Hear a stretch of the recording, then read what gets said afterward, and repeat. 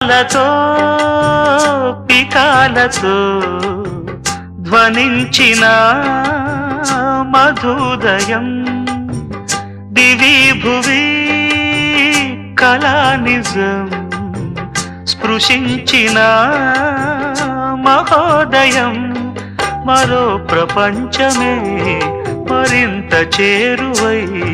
నివాడి కోరిన ఉగాది వేళలో